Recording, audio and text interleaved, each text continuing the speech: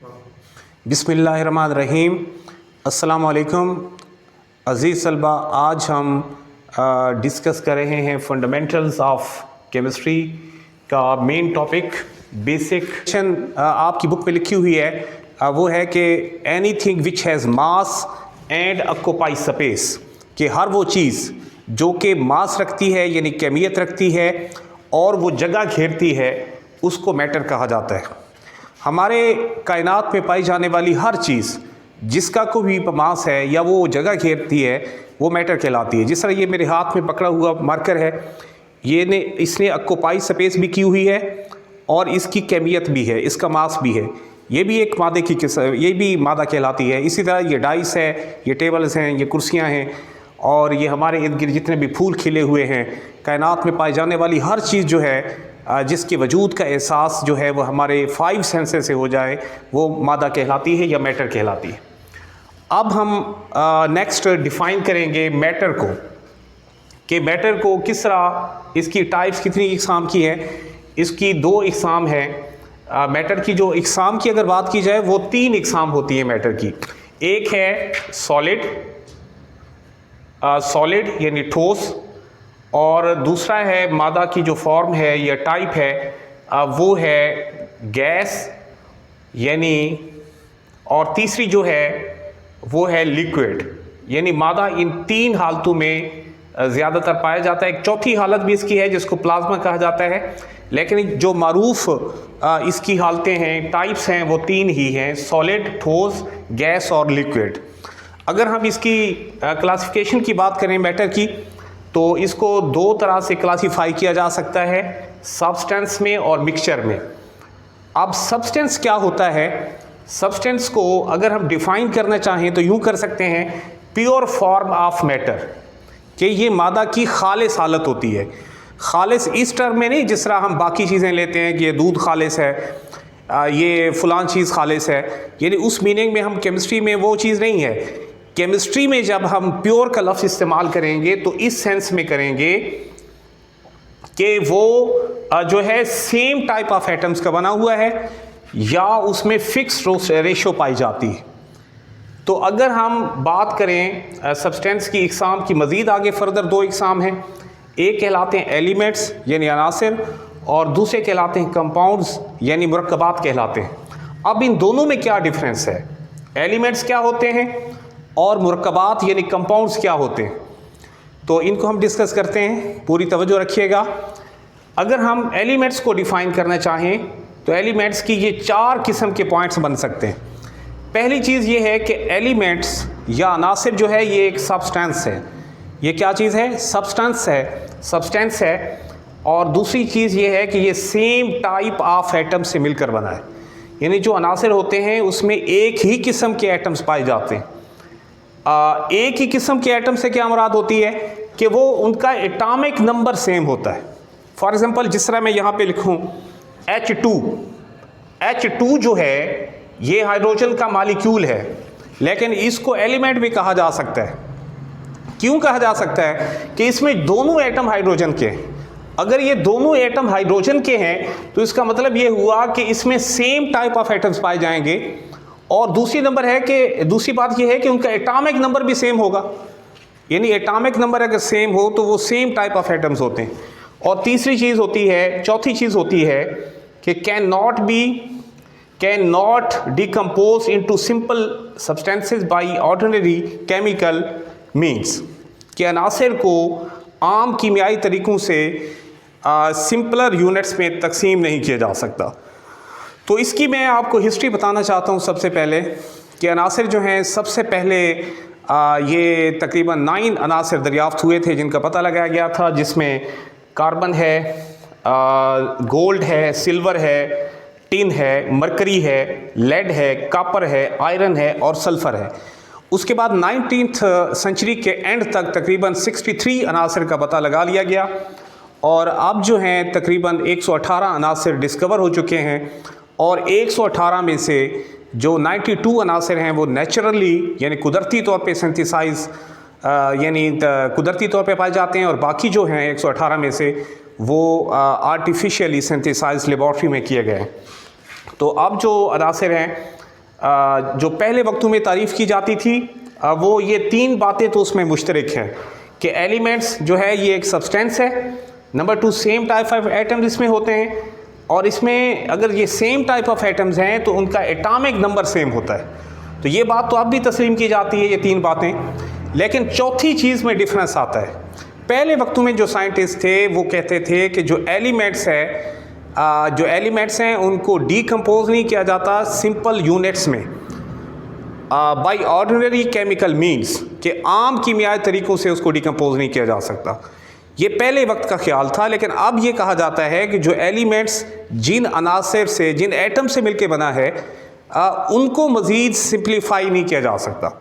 यानी उसमें ये कहा गया था कि जो एलिमेंट्स है उसको डीकम्पोज नहीं किया जा सकता, लेकिन अब ये कहा जाता है कि जो अनासर के जो एटम्स हैं जो अनासर को फॉर्म करते हैं उनको सिंपलर यूनिट्स में तकसीम नहीं किया जा सकता। तो ये तो थी बात एलिमेंट्स की, क्लियर होगी आपको। अब हम चलते हैं सब्सटेंस का जो दूसरा हिस्सा है कंपाउंड्स के बारे में।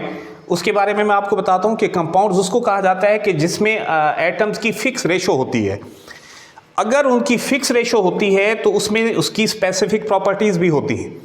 यानी अगर फ़िक्स रेशो होगी तो उसकी प्रॉपर्टीज़ भी स्पेसिफिक हो जाएंगी। मैं मिसाल आपको देता हूँ, फॉर एग्ज़ाम्पल ये H2O है, पानी है।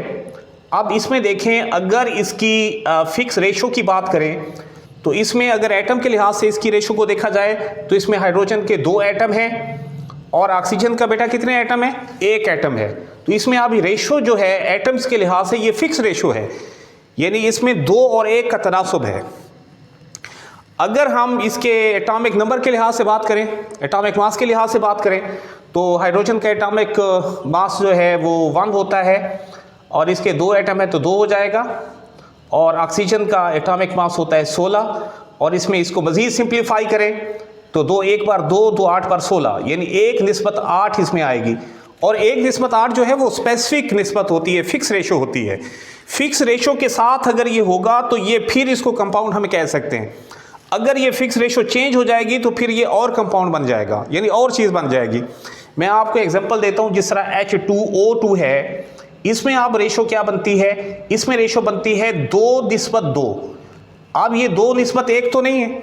अब ये पानी इसको नहीं कह सकते, ये हाइड्रोजन परऑक्साइड है। मकसद ये है कि जो कंपाउंड्स होते हैं उसमें जो एटम पाए जाते हैं उनकी फिक्स रेशो पाई जाती है। तो ये हो जाते हैं, यानी सब्सटेंस की 2 इकसाम होगी, एक हो गए एलिमेंट्स और दूसरे हो गए कंपाउंड्स।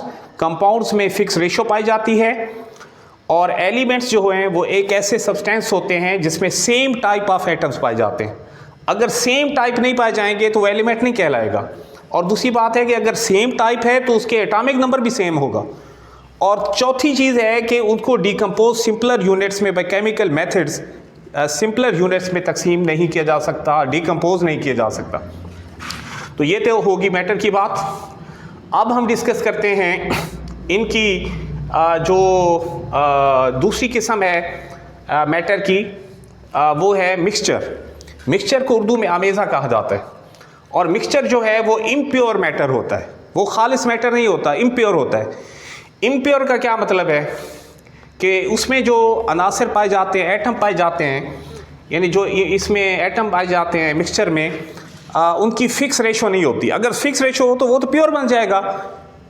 तो जो मिक्सचर होता है उसमें इम्प्योरिटी पाई जाती है। जिस तरह हम अगर पानी लें, पानी में हम रेत डाल लें और उसमें नमक भी डाल लें, तो नमक, रेत और पानी ये फ़िक्स रेशो नहीं होगी इसकी रेशो जो है वो चेंज होगी, यानी इसकी रेशो फिक्स नहीं होगी, वेरिएबल हो जाएगी, यानी मुतगय्यर रेशो इसकी होगी। तो मिक्सचर जो होता है उसमें रेशो जो है वो मुतगय्यर होती है, वेरिएबल होती है, वो फिक्स नहीं होती।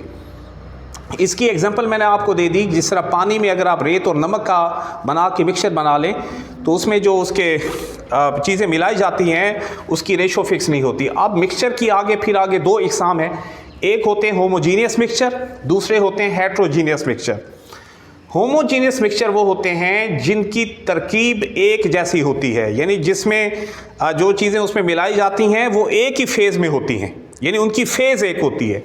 और जो हेट्रोजीनियस मिक्सचर होता है उसमें वो एक फेज़ में नहीं होती, यानी उसमें जो चीज़ें मिलाई जाती हैं, जो मिक्स की जाती हैं, उनकी फेज़ वो मुख्तलिफ फेजेस में आपको नज़र आएंगी। अब इनकी मैं आपको एग्जांपल देता हूँ, इससे आप समझ जाएंगे। होमोजीनियस मिक्सचर की जिस तरह ये एक सेलाइन सोल्यूशन बना लेते हैं हम, सेलाइन का मतलब ये होता है कि नमक का अगर आप सोल्यूशन बना लें, यानी नमक डाल के पानी में उसका अगर सोल्यूशन बना लें, महलूल बना लें, तो महलूल जब उसका बनेगा तो वो एक होमोजीनियस फेज़ बन जाएगी, उसमें आपको नमक नज़र नहीं आएगा। जब नमक नज़र नहीं आएगा तो इसका मतलब ये हुआ कि वो होमोजीनियस मिक्सचर है, वो हम जिन्स चीज़ें हो जाती हैं। हम जिन्स का मतलब है कि उसमें कोई जिन्स में आपको तफरीक नज़र नहीं आएगी। तो अगर हम हेट्रोजीनियस की मिसाल लें तो इसकी एग्जांपल आप ले सकते हैं, जिस तरह आयल है, आयल अगर आप में पानी में मिक्स कर लें, पानी में अगर आयल डाल दें तो आयल और पानी की दो मुख्तलिफ तहें, दो मुख्तलिफ फेजेस आपको नज़र आएंगी। तो ये एग्जांपल बेटा होगी इसकी, हेट्रोजीनियस मिक्सचर की एग्जांपल होगी। होमोजीनियस मिक्सचर की आपको मैंने सेलाइन सॉल्यूशन की एग्जांपल दे दी है।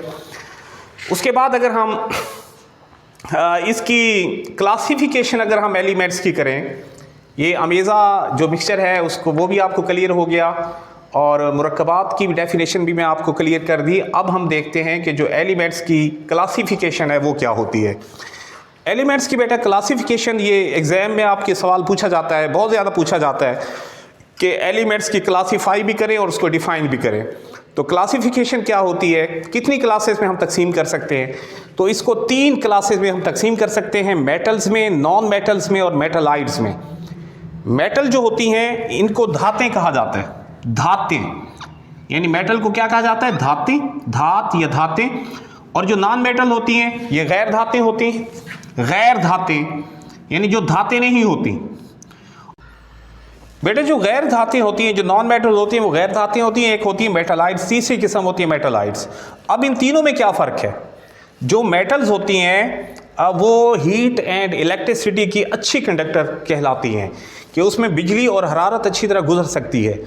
और जो नॉन मेटल्स होती हैं वो बिजली और हरारत की अच्छी मूसल नहीं होती, उनमें नॉन कंडक्टर होती है, नॉन कंडक्ट होती हैं, वो हरारत बिजली को अच्छी तरह कंडक्ट नहीं कर सकती। और जो मेटलाइड्स होती हैं उसमें दोनों की खसूसियात पाई जाती हैं, मेटल्स की भी और नॉन मेटल्स की भी। अब मैं एक और कंसेप्ट आपको थोड़ा सा देना चाहता हूँ, बड़ा अहम कंसेप्ट है कि धातें जो हैं, जो मेटल्स हैं, वो बिजली की कंडक्टर क्यों होती हैं। इसमें बेटा आप याद रखें कि मैं आपको एग्जांपल देता हूँ, जिस तरह आयरन है, लोहे की अगर आप कोई शीट ले लें तो इसमें याद रखें कि इसके जो एटम होते हैं वो बड़े कंपैक्ट स्टेट में होते हैं। ये फ़र्ज़ करें कि शीट है हमारे पास लोहे की, ये हमने सब्सटेंस की एक शीट ले ली और इसमें जो एटम होंगे वो एक कंपैक्ट स्टेट में होंगे। कंपैक्ट स्टेट का मतलब ये होता है कि आपस में जुड़े हुए होते हैं, बिल्कुल उसमें कोई वक्फा नहीं होता। तो अगर आप इसको, अगर हम मज़ीद मैं इसको थोड़ा सा बड़ा करके लिखूं तो आप इस तरह ये समझ लें कि एक एटम इसका ये है, दूसरा ये है और ये तीसरा ये है। अब होता ये है कि जो एटम होता है उसके दरमियान में प्रोटॉन की वजह से न्यूक्लियस चार्ज होता है, पॉजिटिव चार्ज होता है, और इनके जो शेल आपको नज़र आ रहे हैं इसमें E- यानी इलेक्ट्रॉन होते हैं। इन शेल में बेटा क्या होते हैं? इलेक्ट्रॉन होते हैं। अब होता क्या है कि करीब करीब होने की वजह से ये जो एटम का न्यूक्लियस है इसको अपोजिट चार्जेस आपस में क्या करते हैं? एक दूसरे को अटैक करते हैं। तो इस पॉजिटिव चार्ज वाला जो एटम है इस पे इसका इलेक्ट्रॉन की भी अट्रैक्शन होगी, और दूसरा जो मुल्हिका एटम है उसके इलेक्ट्रॉन भी इसकी कशिश में आ जाएगा, और जो तीसरा एटम है इसका जो इलेक्ट्रॉन है वो इसको भी अट्रैक्ट करेगा। और इस तरह अट्रैक्टिव फोर्सेस जब गालिब आ जाती हैं, यानी मगलूब हो जाती हैं रिपल्सिव फोर्सेस पर, यानी अट्रैक्टिव फोर्स भी क्रिएट हो जाती हैं और रिपल्सिव फोर्सेस भी क्रिएट हो जाती हैं। तो इसका मतलब है कि जब ये अट्रैक्टिव फोर्सेस गालिब आ जाती हैं तो इलेक्ट्रॉन जो हैं वो एक शेल में नहीं रहते, फोकस नहीं रहते, बल्कि वो अपने शेल से निकल के आज़ाद हो जाते हैं। क्या हो जाते हैं? आज़ाद हो जाते हैं। इसमें फ्री इलेक्ट्रॉन का तस्वर पाया जाता है। ये जो आज़ाद इलेक्ट्रॉन होते हैं जब इनको एनर्जी फराहम की जाती है किसी भी बैटरी के साथ, तो इनकी जो मोशन होती है इसी को इलेक्ट्रिसिटी का कंडक्ट करना कहते हैं। तो फ्री इलेक्ट्रॉन का तस्वर ये मेटल्स में पाया जाता है।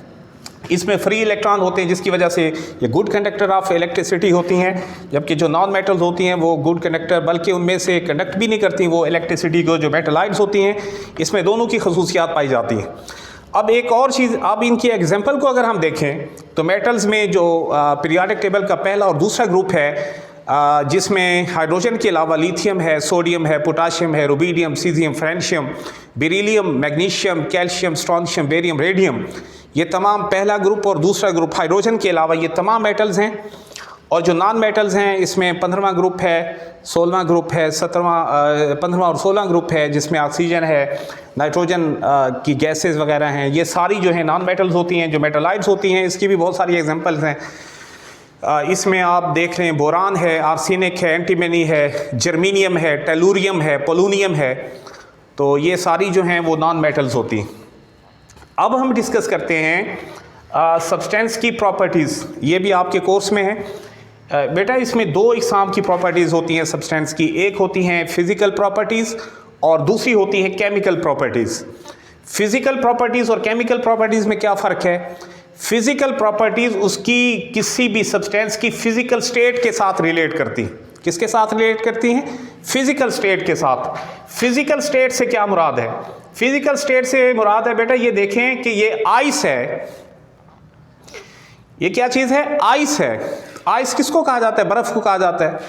अब आइस को अगर आप यानी गर्म करें तो उसकी स्टीम बन जाती है, उसके वेपर्स बन जाते हैं। वेपर्स को अगर आप ठंडा करें वो आइस बन जाती है।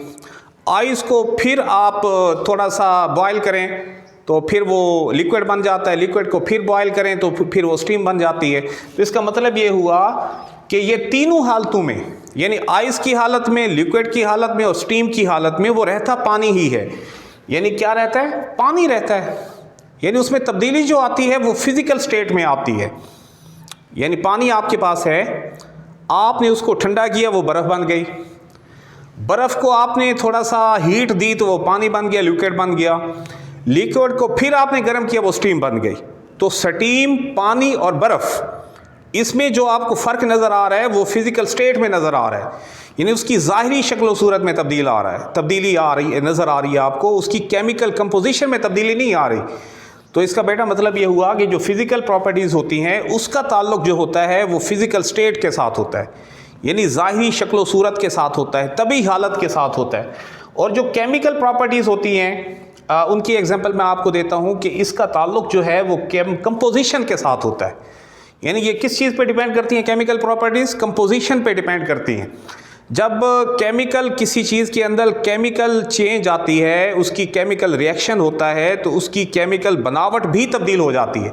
मैं आपको एक एग्जांपल देता हूँ कि जिस तरह ये हमारे पास अनबुझा चूना है जिसको कैल्शियम ऑक्साइड कहते हैं, CaO, इसका रिएक्शन जब कार्बन डाइऑक्साइड के साथ करवाया जाता है तो ये हमारे पास चीज़ बनती है कैल्शियम कार्बोनेट, CaCO3। CaCO3 चूने का पत्थर भी जिसको कहते हैं, कैल्शियम कार्बोनेट। तो अब देखें ये दो चीज़ें थी, ये दो चीज़ों की अलहदा खसूसियात हैं और ये कैल्शियम कार्बोनेट की सेपरेट खसूसियात हैं। तो जब इनके अंदर केमिकल रिएक्शन हुआ तो क्या चीज़ बनी? कैल्शियम कार्बोनेट बना। कैल्शियम ऑक्साइड और कार्बन डाइऑक्साइड जब आपस में मिली तो क्या चीज़ बनी? कैल्शियम कार्बोनेट बना। तो केमिकल कार्बोनेट की कंपोजिशन और है, कैल्शियम ऑक्साइड की और है, कार्बन डाइऑक्साइड की और है। तो इसका मतलब ये हुआ कि जिन चीज़ों से मिलके कोई कंपाउंड बनता है तो उसके अंदर केमिकल चेंज आती है। तो जब केमिकल चेंज आती है तो उसको हम कीमियाई रिएक्शन कहते हैं। जब कीमियाई रिएक्शन होता है तो उसके अंदर केमिकल चेंज भी आएगी और ये कहलाती है उसकी केमिकल प्रॉपर्टीज़। यानी इसमें उसकी बनावट चेंज हो जाएगी। फिज़िकल प्रॉपर्टीज़ में बनावट चेंज नहीं होती। तो उम्मीद मैं आपको करता हूं कि आप इस टॉपिक को, फंडामेंटल्स ऑफ केमिस्ट्री में बेसिक डेफिनेशन को समझ चुके